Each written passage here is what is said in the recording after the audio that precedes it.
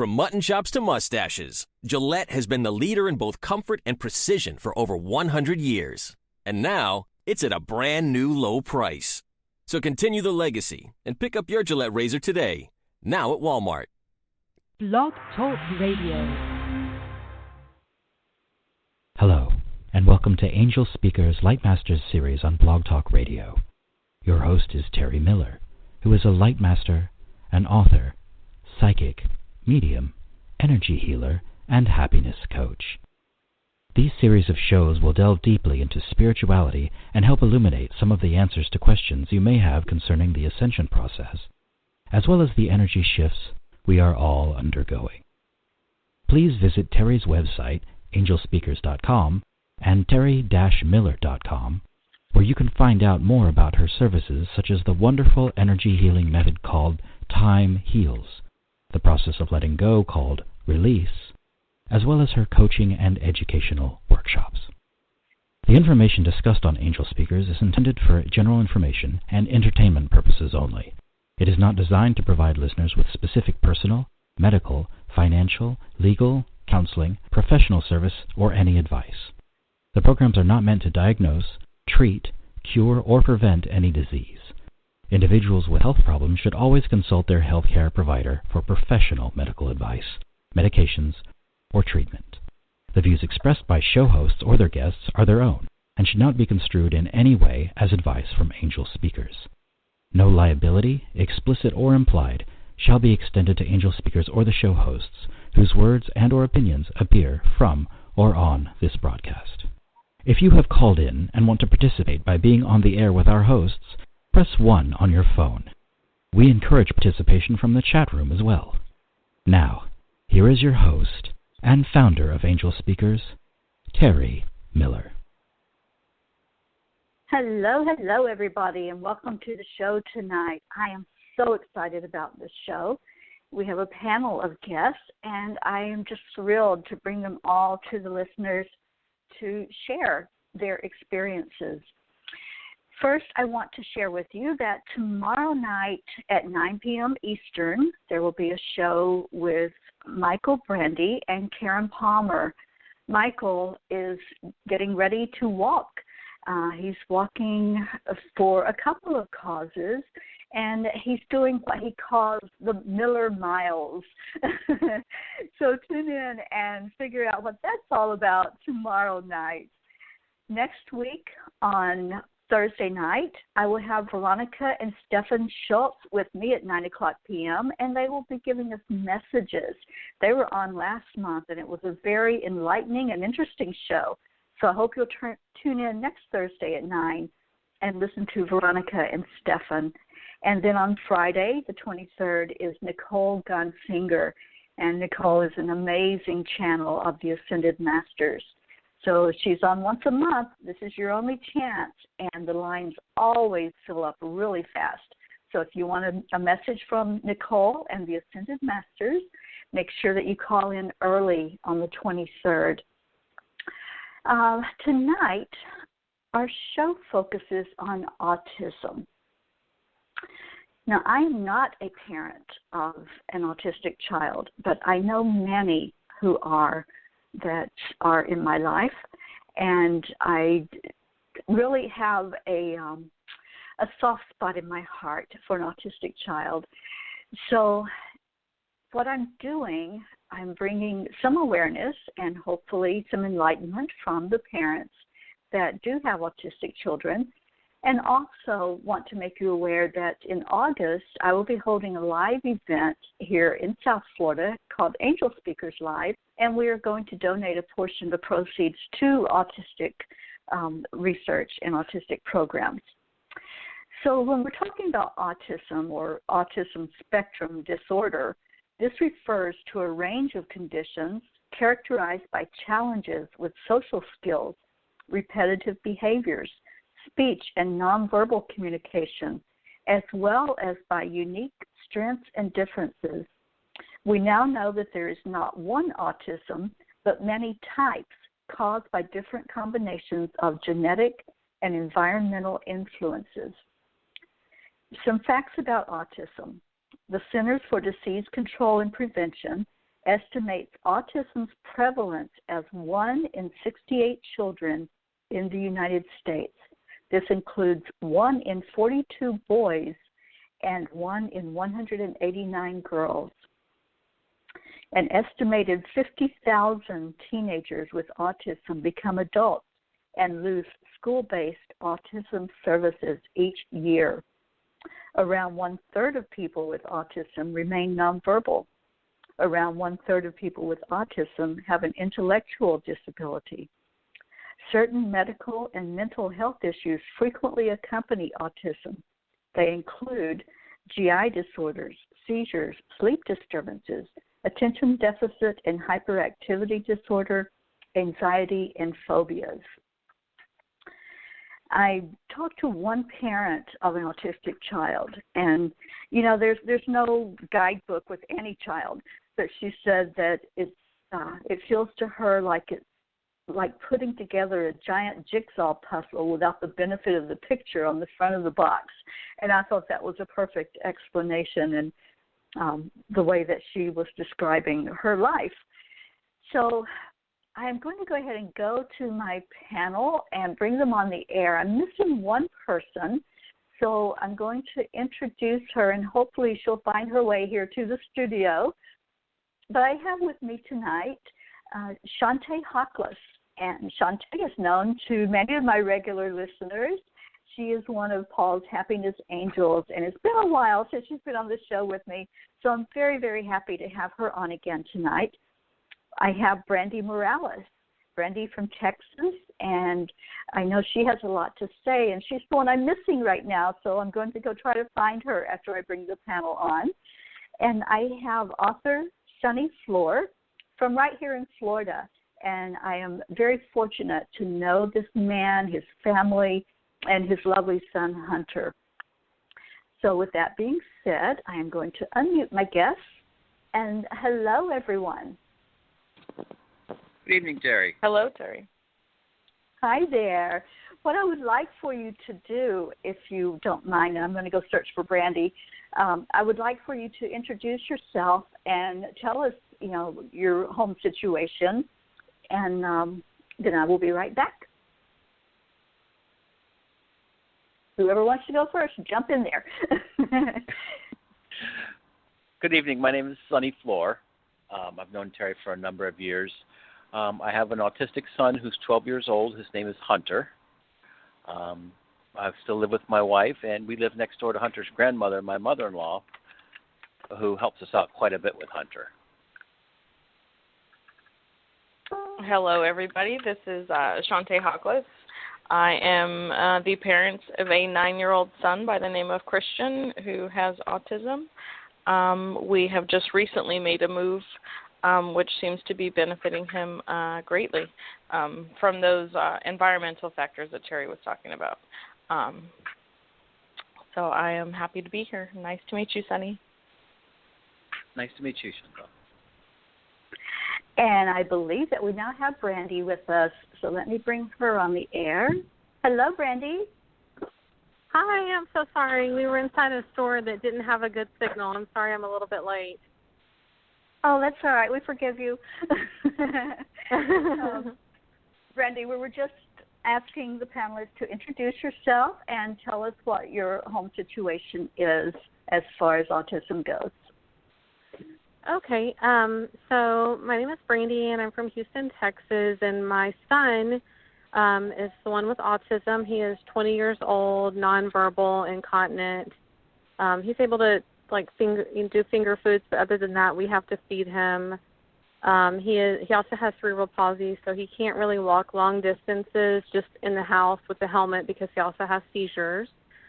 So that's pretty much our situation now. As far as care for him, I have a 17-year-old daughter that works, and she does help me to take care of Mason, and my husband and I both work, so we kind of try to alternate. But then, of course, just like everybody else on the call, I'm sure that frequently have to either call in or leave work early or change our schedules to be able to make sure that Mason is taken care of. Well, thank you for that introduction. I have on the line Sonny and Shante. and they've already given their introduction of themselves. So I really appreciate all of you being here tonight. And Brandy, you brought up a very important point, one that I was hoping that you all would discuss, which is, that support system that you have to help you. So if we can open up the discussion with that and see where it goes. Okay. Oh, am I the... Brandy, sorry, go ahead. No, go ahead. Shante, I believe you said you just moved. Did you get any relatives, or do you have any relatives there, some support there? I do. We didn't move far. We're only about 30 to 45 minutes away from my parents.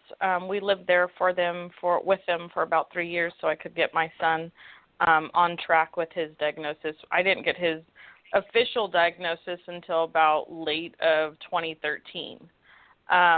But I had known before, that something was different. I just didn't know what, and wasn't being heard through the school system. And had no prior experience with autism. But I do we moved to another town, and I have other relatives that are here locally that do help me with him if I need the respite.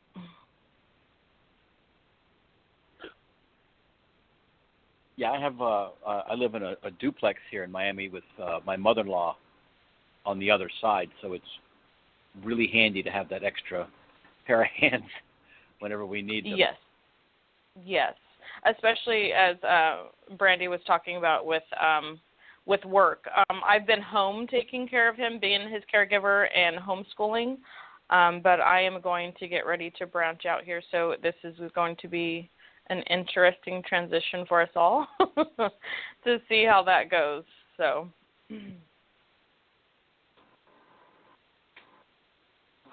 Yeah, I have also have a difficult situation. My wife is partially disabled. She needs 2 new knees, and because of my job, I'm sometimes out on the water and simply can't drop everything and leave. So right. I always have to have those extra backup plans and backups for my backups. Yes, yes. That has been my challenge as far as care for my son, because I have realized lately also in his sensitivity to his spirituality and his environment and who he is in contact with also plays a big role in his meltdowns and triggers. So I have kind of tightened up my circle as far as that's concerned on who watches him and cares for me when I am not able to. Right. Yeah, for sure. I don't know if your son is verbal? Yes, he's high functioning. He does very well as of late. As particularly with our move, his gifts have also seemed to open up more. He just expressed to me last night, speaking of which, he flat out told me, Mom, he's like, I don't feel safe. What do you mean, sweetheart? He's like, when you're not with me, he's like, or when I'm at Avoa's or when I'm at Dad's, I don't feel safe. And I'm, was trying to prompt him for more, as son, what do you mean? And the only thing that, Spirit was revealing to me was the energies, that environmental factors on who he is. And just people being able to relate to him in general. Yeah, I find I have the same problem with Hunter. Well, not problem, but there's no guidebook for mainstream people and children in particular on how to approach, interact, or communicate with an autistic. It's, Correct. They're as completely in the dark as the rest of us are. So they fumble and they don't know what to say or what to do, and sometimes it can be, they just stand away, which makes Hunter feel even more separated. Correct. Yeah. But Mason's nonverbal, so I do a lot of guessing about how much he is able to comprehend and how much he's aware of. I think myself and my daughter are more kind of in tune to people that maybe stare a little bit longer. It sounds like Mason is a lot lower functioning than your children. But he's always really, really happy. And what's amazing to me, you were talking about spirituality, and I'm so sorry that your son is feeling sometimes not safe. But what I find amazing is like that Mason is. I know there are some children that act out, and I know that there are different reasons for that, whether they have autism or not. But Mason has been such a blessing to me, and is so happy with everything and anything. And what's really cool is that sometimes just like for no apparent reason or none that I can see or feel, he'll just like start laughing. And I might be having like a really cruddy day, that he'll just like look at a corner side of the room and just start laughing. So it's kind of cool because I just wonder, is he seeing something that I'm not seeing or that I'm not feeling that's just, brightening his day? So that's kind of cool. Yeah, I see. As you were talking about that, I see it just being like the angels off in the corner dancing for him. Yeah. And his laughter bringing your vibration up. Yeah, he's pretty amazing. So, and he's definitely enabled us to meet people that we probably wouldn't have met, and really broadened my mind to, growing up, special education, the classes were like, you didn't see those kids. And now they're, right. At least here in Texas, now they're, they bring the special ed kids to like school functions, like plays and things that they would normally get together in the auditorium for. Or even some of them that are higher functioning, they kind of use some mainstream classes for them, and then have the rest of their classes maybe in the special ed classrooms. So I think that's definitely an improvement that's happened over the past few years. Because before that, and I think now that that's happening, people are more aware of differences between kids with autism and other special needs and the general population, and that it's not such a scary thing. It's just a matter of maybe having a little bit more patience sometimes, or, things maybe take a little bit longer, or maybe their minds work a little bit more uniquely than ours. And I found that that there seems to be overall, at least from growing up, from what I remember to now, that there seems to be more of an acceptance of children with different abilities. Yes, I would agree with you on that. And I believe like our children are here to bring humanity back to compassion. Like so much of that has been lost in the chaos of this world and the things that are going on.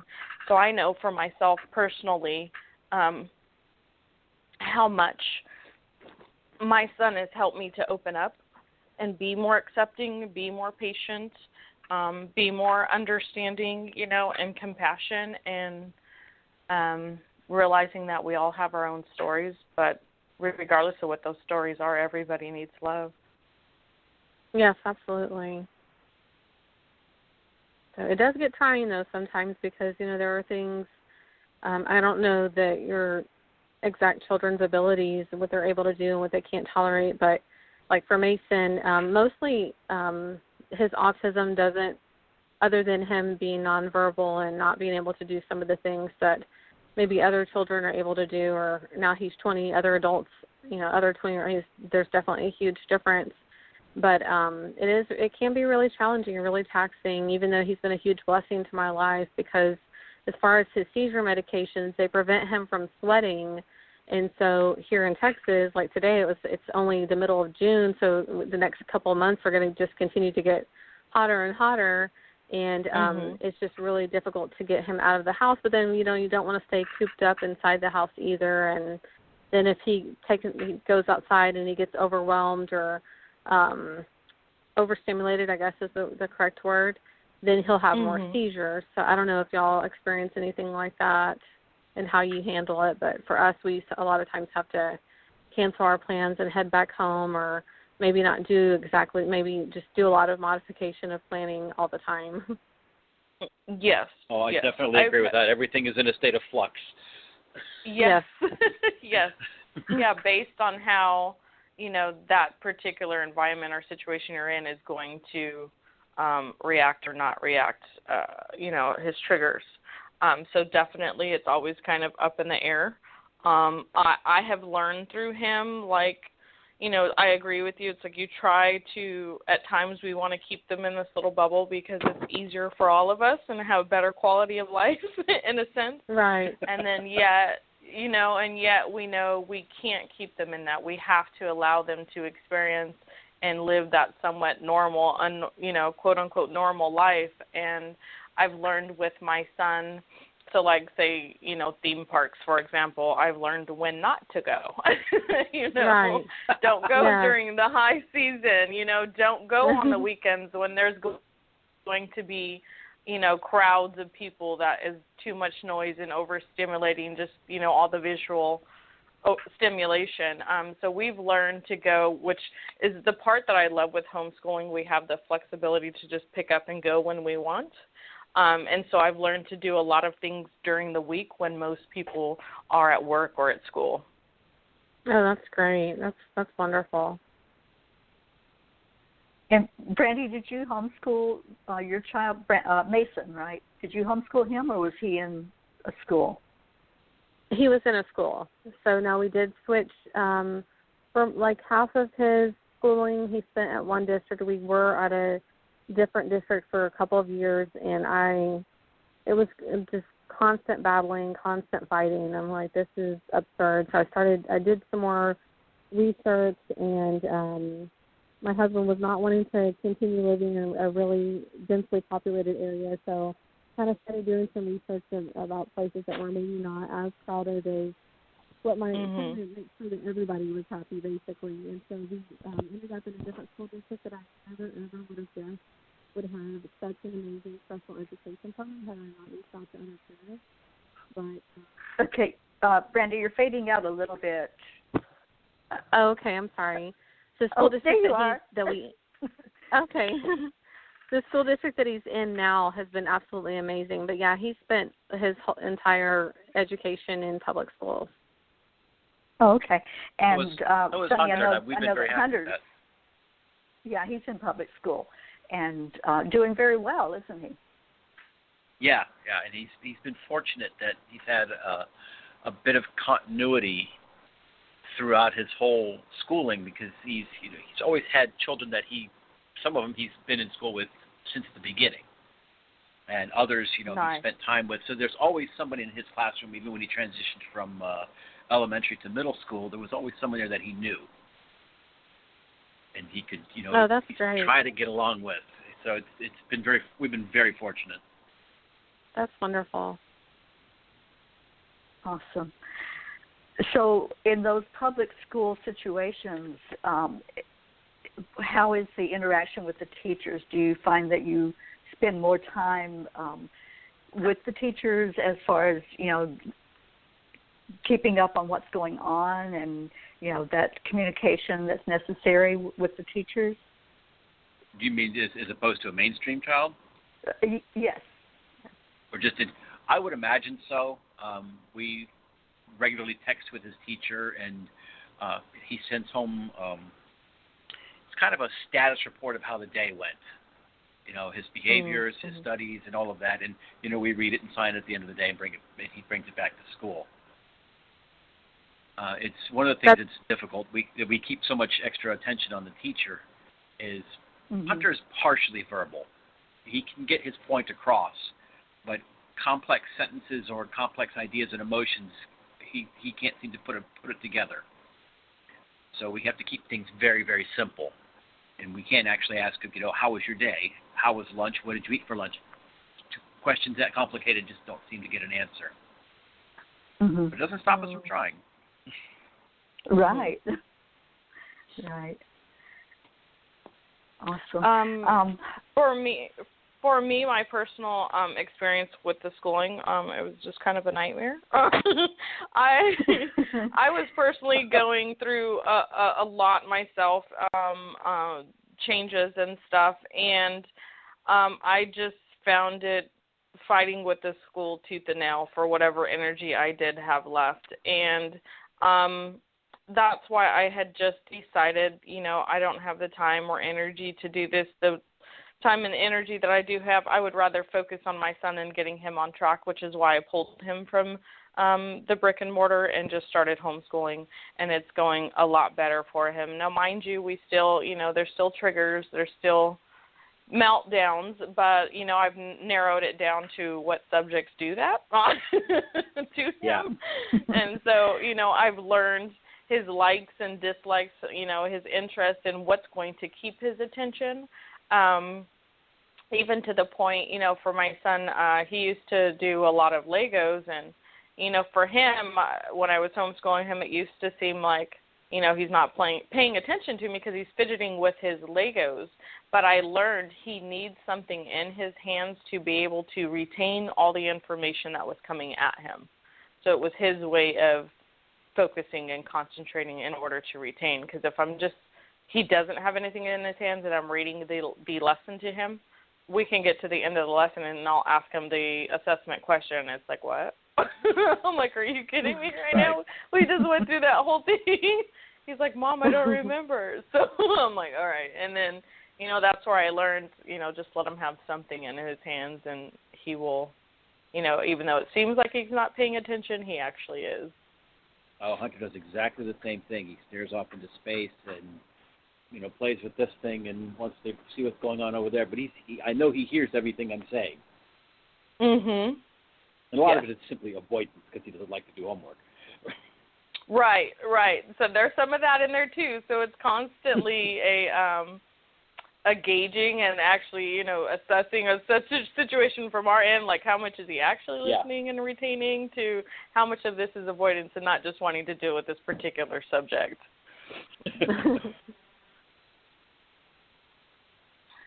So, yeah. Very interesting.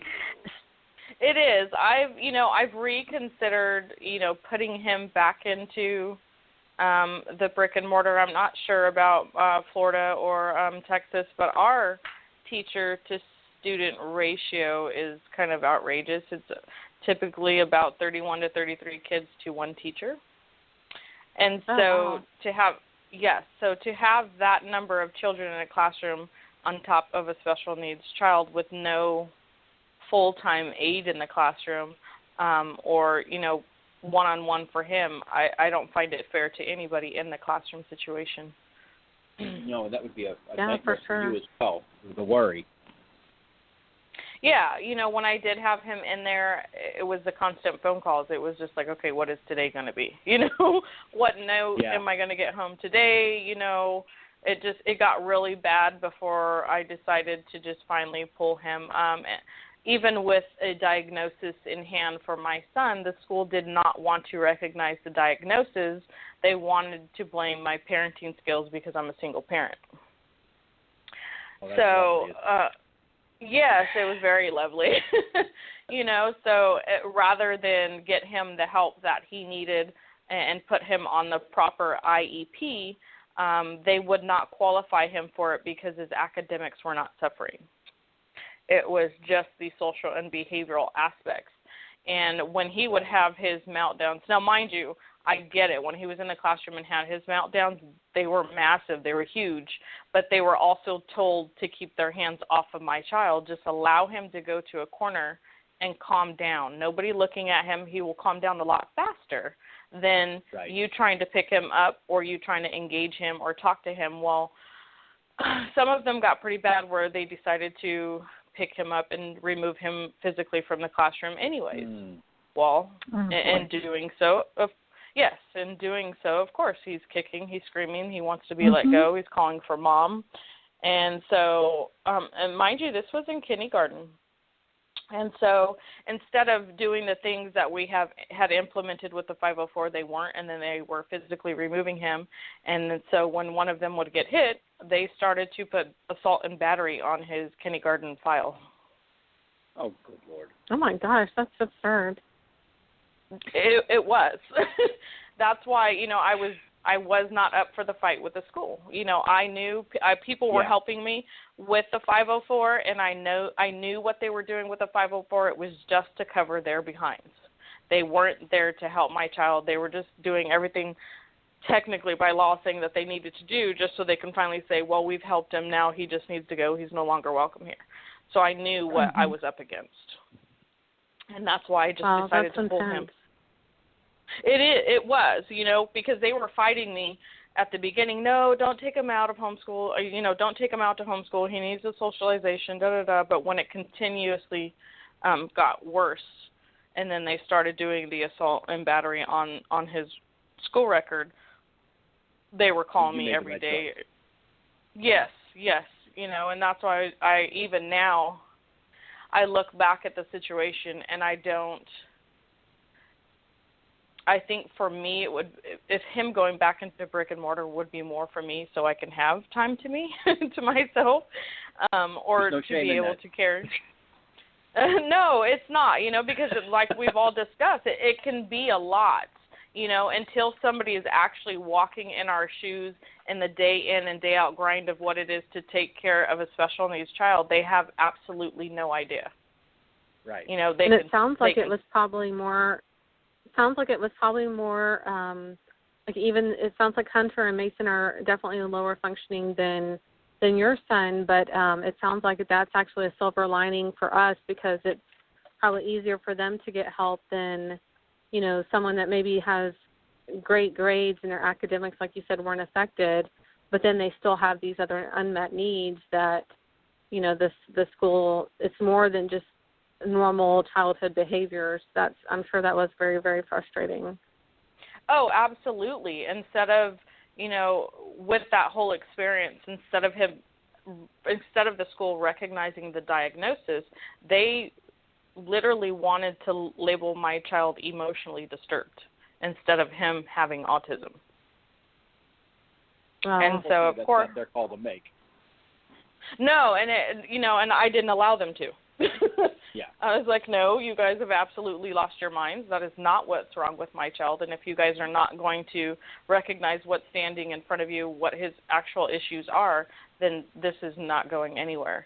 So I remember sitting in front of like I said, I got help from another, it's called like parent to parent here or something like that, like an advocacy group that was helping me, of other parents who had been through the process, was kind of walking me through the process on the phone. And I remember sitting in front of the panel of the school board.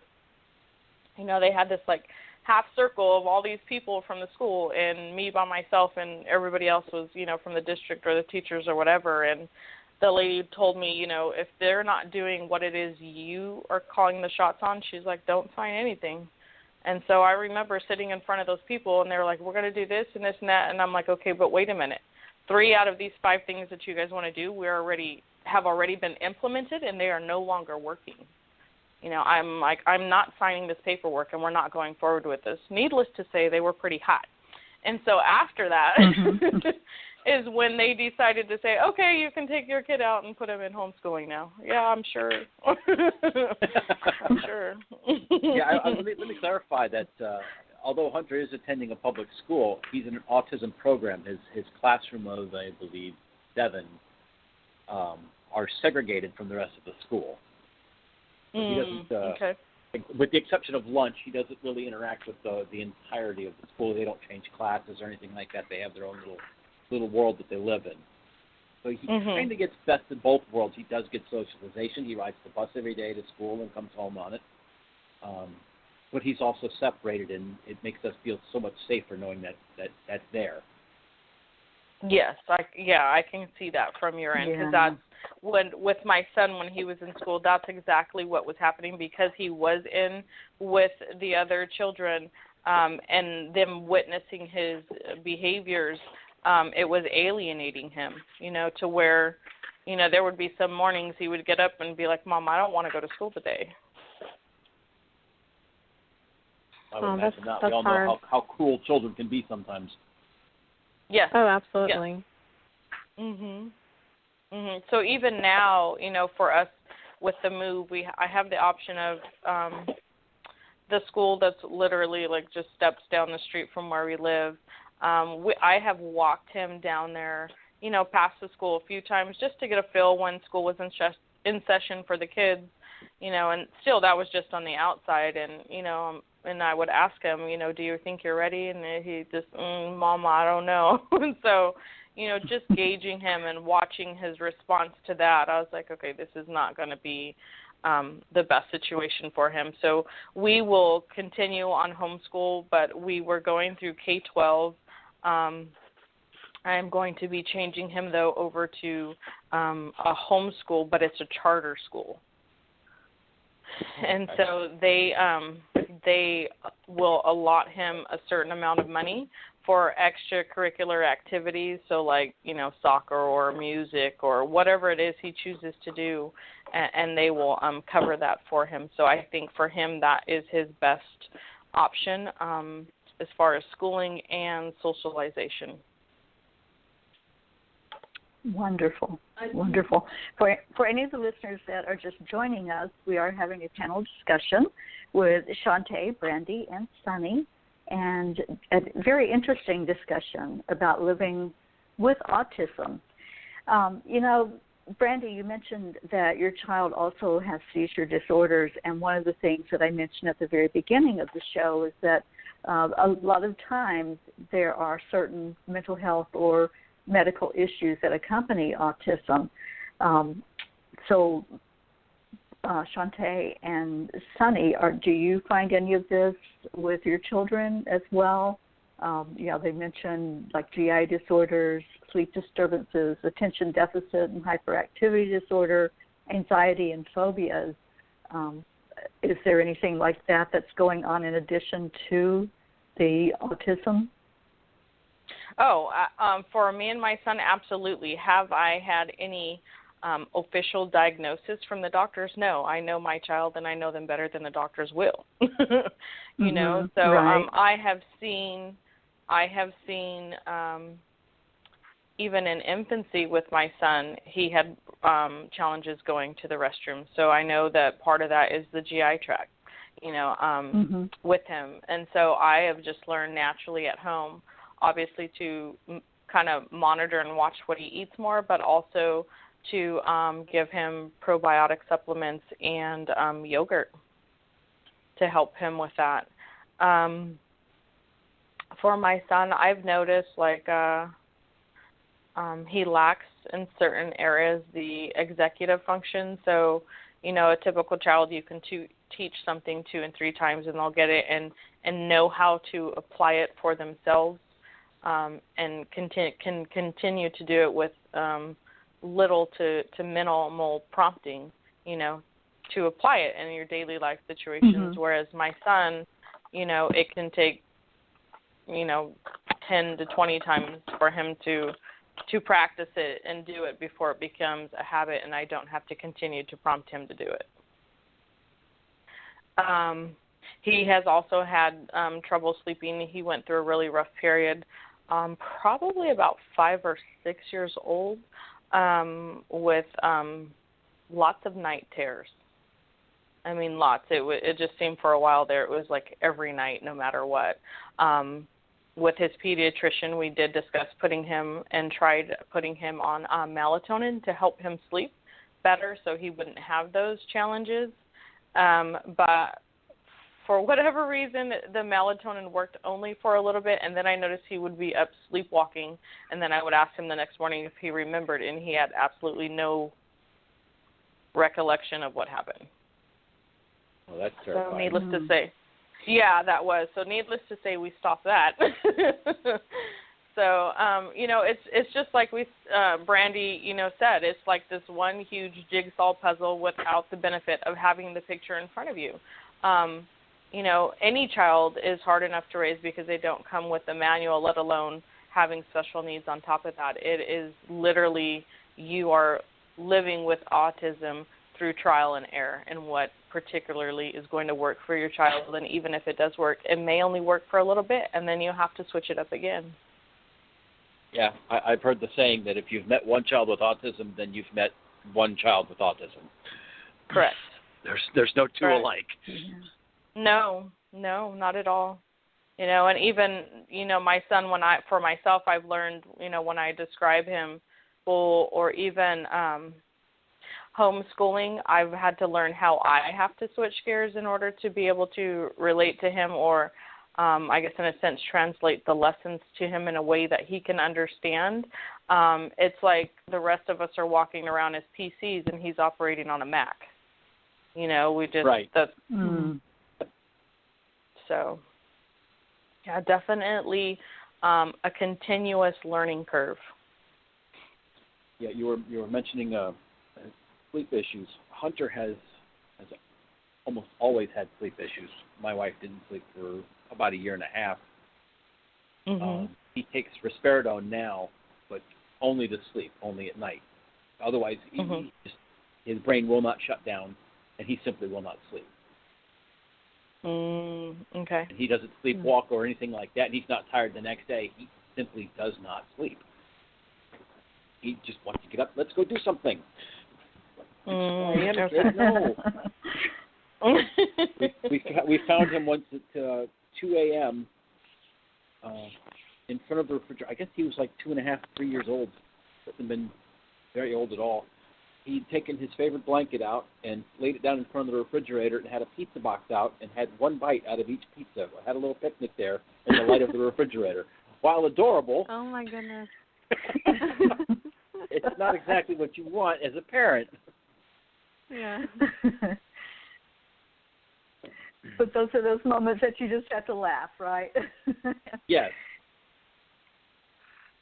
Yeah. Definitely a lot of laughing opportunities for sure. I mean, I saw you. I mean, I've learned that it doesn't help myself or anybody else if I keep everything to myself. So being able to share with other parents like you guys and just kind of, if I need to cry, then just cry. If otherwise, like my release is exercising and watching like funny shows on TV or funny movies, just laughing and crying and working my stress out physically and just talking is definitely, because there's definitely a lot of moments like that, not sleeping and just some, unexpected frustrations sometimes that are just natural. I mean, every parent has frustrations regardless of what abilities their child has, but yeah, for sure. What kind of things do y'all do to stay like mentally grounded? One of the best things we did was to convince ourselves that it's okay to laugh about it. Yeah, for sure. You can make the joke. If it makes you feel better, it releases a lot of the stress out of it. It really takes the sting out of some of these things. Just make a joke about it. People might say, oh, you're a terrible parent. No, I'm not. I still love my child very much, but that situation was funny. Even if you don't get it, we do. Right. Yeah. Right.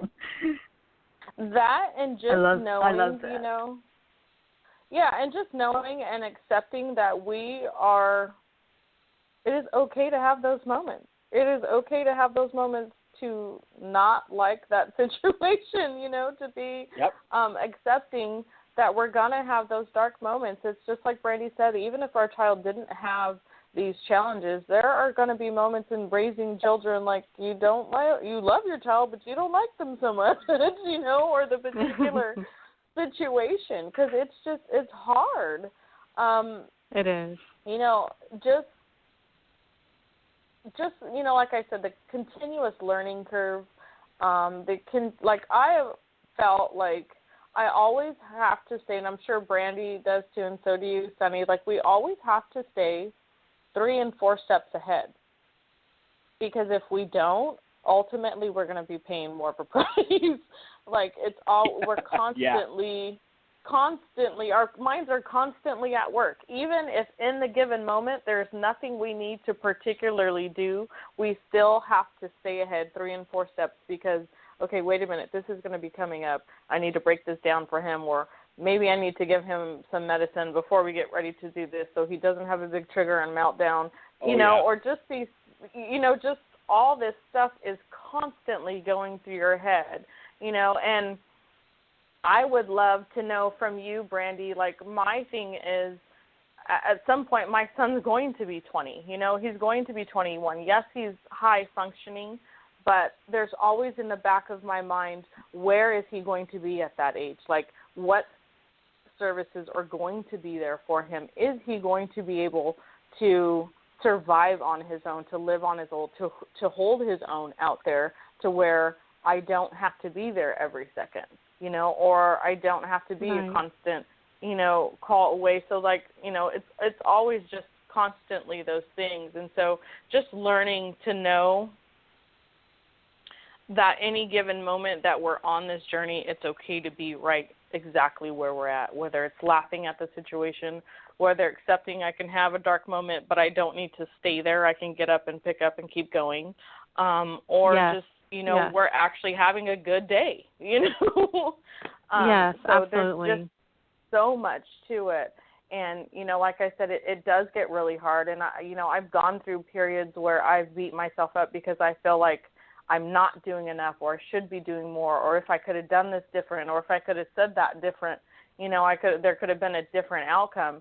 And all that did was leave me in a mental prison instead of being in the present moment and just accepting it for what it was. You know, accepting it as a learning curve, you know, a learning experience, and picking that up and moving forward with it. Yeah, doing a serious post-mortem on any situation is not healthy. I mean, you can look at it and say, hey, we could have done that better. Next time, whatever. But don't dwell on it. Don't dwell on it. You'll drive yourself insane. Absolutely. Yeah, I've learned through this. I've learned through this experience. Go ahead. Because I've even had moments myself where, like, am I doing this right? Would he be better off in a home versus with me? Because what if I'm messing this up even more for him? And that was that dark and the shadow side that I had to come to accept. And I've realized, like, no, I am his best advocate. Like, nobody is going to know my child like I do. And so allowing him to be with anybody else is no longer an option. Right. I just not even so much the knowledge, but no one will fight for him like you will. Right. Exactly. Right, and that's what I've learned, you know, and because they don't know him like I do, they don't have that attachment to him, they don't have that love for him like I do. So, you know, again, him being with anybody else, it isn't an option because they don't know how to fight for him. They don't know who he is, period. They only have an idea. They don't know. Right. I have a TED Talk that I'm going to put the link to when I post the replay to this. And I think you will, if you all three will listen to it, it'll blow you away because, excuse me, he was an autistic child. And he, just like you were talking, Shantae, you're the one that's fighting for him. And that was what his mother did. She fought for him, you know, in every aspect of the schooling and with doctors and all of that. And now he is standing up giving TED Talks. And it was just amazing because he's talking about autism and, you know, he doesn't say anything about himself. He's just talking about autism in general and how, you know, an autistic child really needs that from their parent. And then he says, you know, he was that child. So I'll post that link in the replay when I do this on Facebook, and you all can listen to him give his TED Talk. It's only about, I think, 15 or 16 minutes, but so powerful because it really shows, you know, what happens when you have that support and you have somebody that cares enough to hold your hand each step of the way and say, you know, this is my child.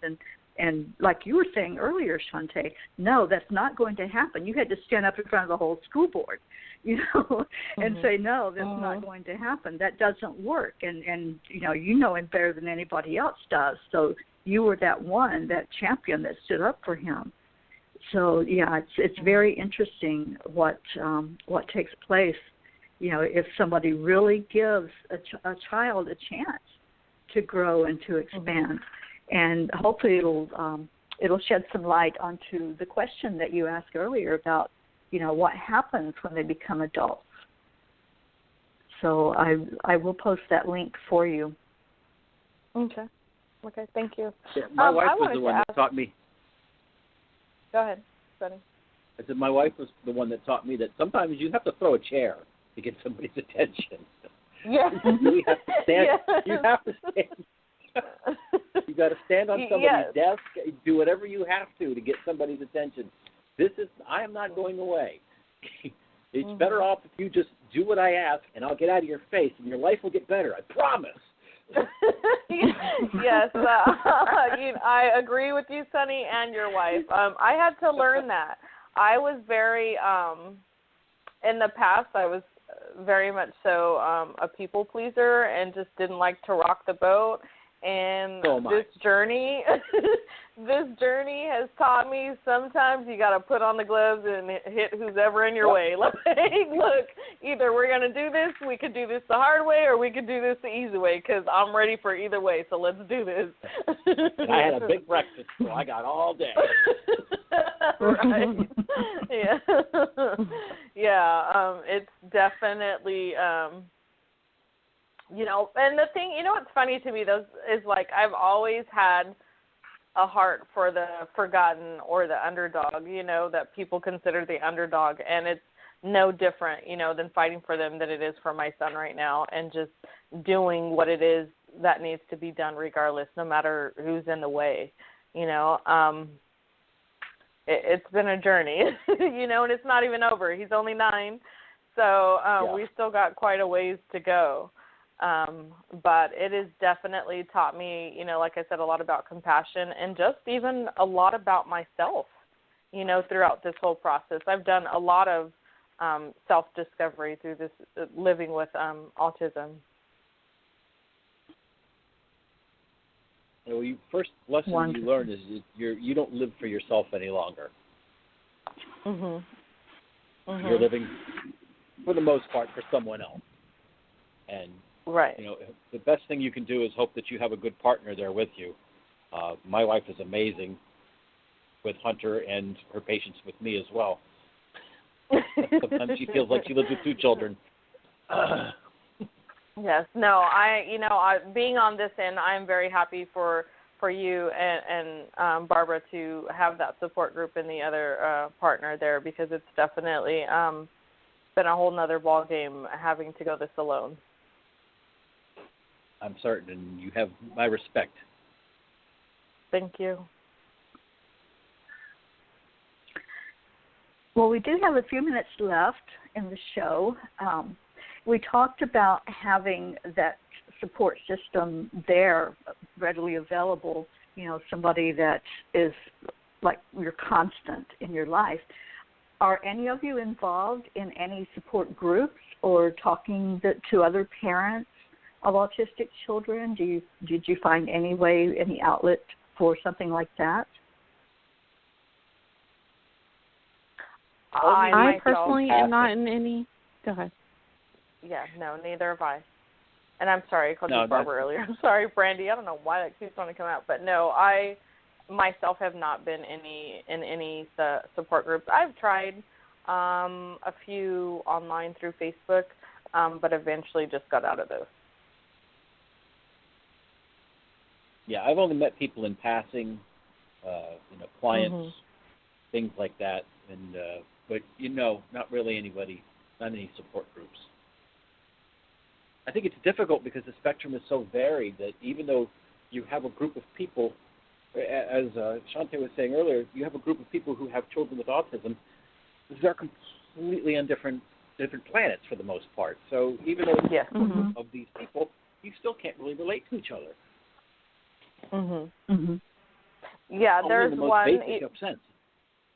Yes, even for myself, there was one particular lady that I did meet up with who had a child on the spectrum, and we tried, and it just never meshed. We keep in contact here and there, but it was so varied in our degrees of autism and what we were particularly going through at that time that it just never came together.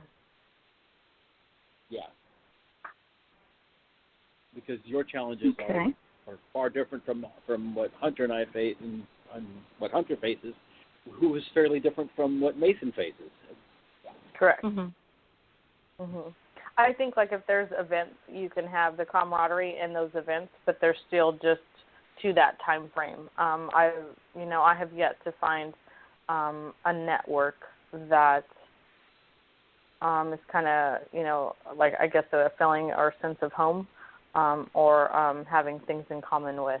So. Okay, well, thank you. And in closing, I'd like if anyone would like to give any words to parents who may be listening that have an autistic child, any words of encouragement or support or anything that you want to say to our listeners.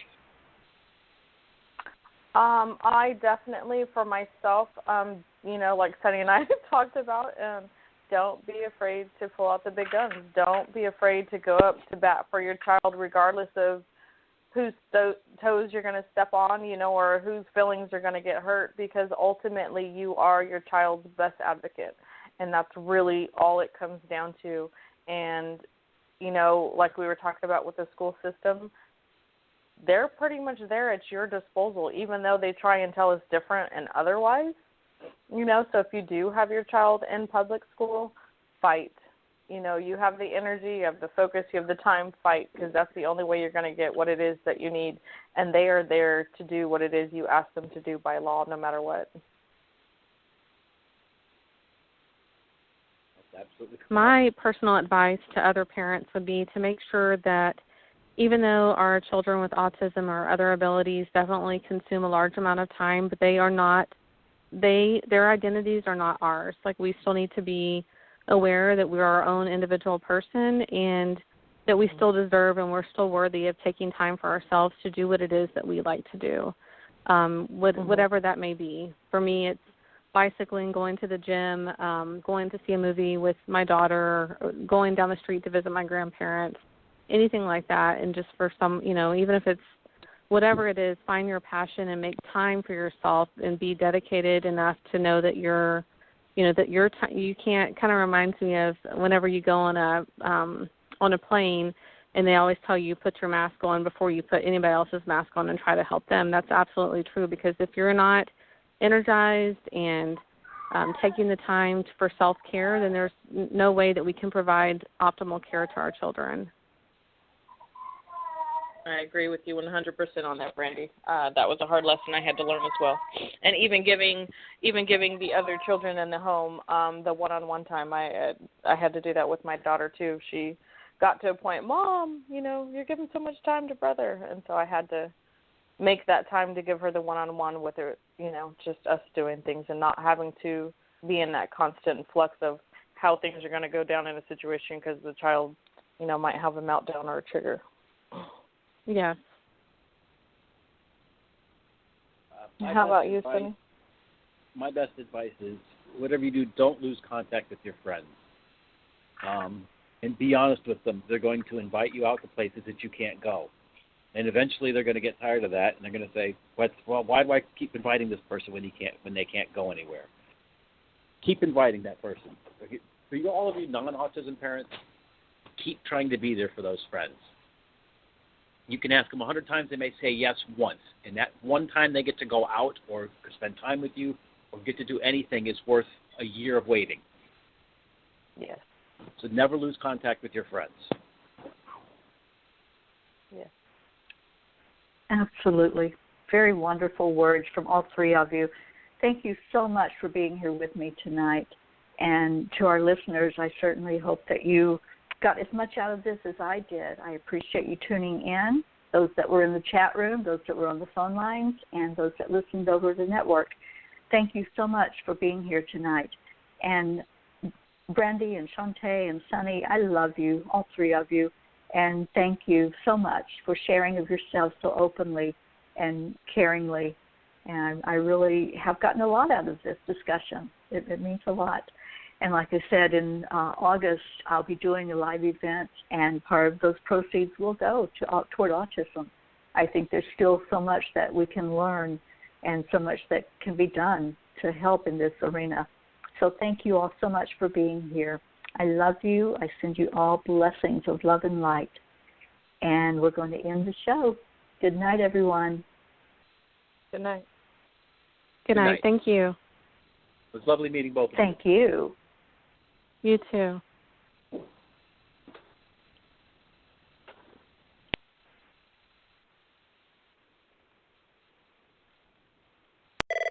Hi, you've reached the High Fashion Hotline. Hi, sweetie. Dad? I told you not to call me at work. But I need some style advice. Just go to Old Navy. Old Navy? Yep, all men's styles are on sale now, up to 50% off, with shorts from $12, active from $8, and tees from $5 at Old Navy and OldNavy.com. $5? Plus, the whole store is up to 50% off, so you can get amazing styles for everyone, even me. Going to Old Navy now. Oh, and make sure you get something for Father's Day, my treat. Thanks. High Fashion, Old Navy. Valid 6/12 to 6/20. Excludes clearance, gift cards, register lane items, jewelry today, and 2-day only deals. Hi, you've reached the High Fashion Hotline. Hi, sweetie. Dad?